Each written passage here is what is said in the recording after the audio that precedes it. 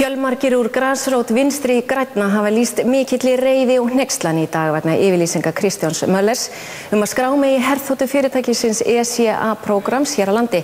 Hann sagði þetta í samræmi við samkomulag ráðherra. Forsætisráðherra og fjármálaráðherra sögðu í yfirlýsingu síðdegis að ekkert slíkt samkomulag væri fyrir hendi. Hins vegar hefðu aðstoðarmenn samið framhald málsins og Ögmundur Jónasson eftirmaður Kristjáns kynni sér það og vinni áfram. Fráfarandi samgönguráðherra segist hafa verið að fylgja eftir niðurstöðu fundar síns með forsætisráðherra og fjármálaráðherra þegar hann bað flugmálastjórn að hefja undirbúning að skráningu vopnlausra herflugvéla hér á landi. Formenn stjórnarflokkanna segja ekkert samkomulag skráninguna hafi verið gert.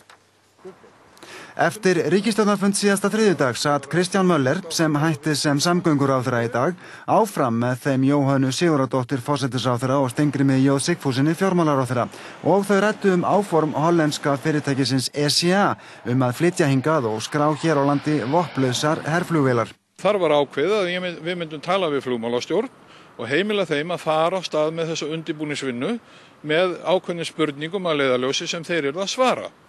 Og síðan var þetta ítrekka á fundi mínum með forsætisráðherra í gær og þar var ég spurður því hvort við væri ekki búin að skrifa bréf og ég sagði jú og væri búin að skrifa undir það.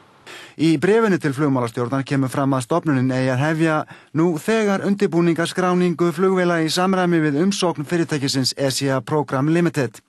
Og nokkur atriði voru sett fram sem nauðsynlegt væri að hafa til hliðsjónar, eins og segir í bréfinu, eins og hvort vélarnar fengju lendingarleyfi í öðrum löndum.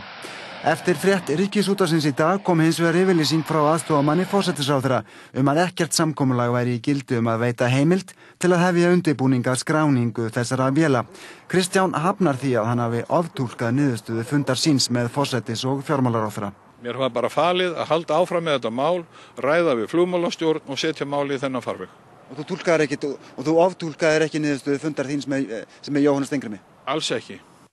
Samgönguráðuneytið ítrekar að flugmálastjórn hafi ekki veitt leyfi vegna skrásetningar á herþotuflota fyrirtækisins ECA hér á landi. Fjármálaráðherra segir fráfarandi samgönguráðherra hafa hlaupið á sig. Fyrirtækið ECA sem var stofnað í Luxembourg árið 2007 hefur óskað eftir aðstöðu hér á landi fyrir 10 rússneskar herþotur sem fyrirtækið hyggst leigja út í heræfingar. Fyrirtækið hefur sótt samskonar leyfi í Sameinuðu arabísku furstadæmunum og leigir Atlantshafsbandalaginu þyrlur til sjúkraflutninga í Afganistan. Fyrirtækið sótti að koma upp aðstöðu í Kanada en upp úr samningaviðræðum slitnaði.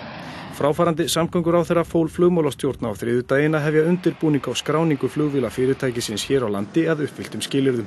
Þetta ákaflega mikilvægt fyrir íslenska þjóð að koma atvinnulífinu í gang.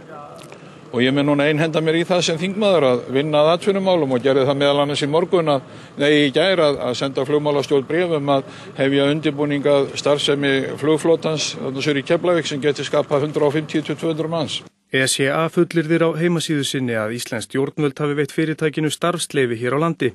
Samgönguráðuneytið sendi frá sér tilkynningu í dag vegna málsins til að árétta að engin leyfi hafi verið veitt fyrir skráningu herþotnanna. Flugmálastjórn hafi einungis verið falið að kanna tiltekin atriði sem varða meðal annars eðli starfseminnar og viðbrögð alþjóða flugheimsins. Fjármálaráðherra segir fráfarandi samgönguráðherra hafa hlaupið á sig. Ummæli hans séu ekki í samræmi við það sem fram hafi farið á fundi þeirra og forsætisráðherra á dögunum. Þetta var ekki að mínum mati í samræmi við það sem unnið hafi verið að og nú bara búið að setja það mál aftur í þann farveg og þar með það úr sögunni.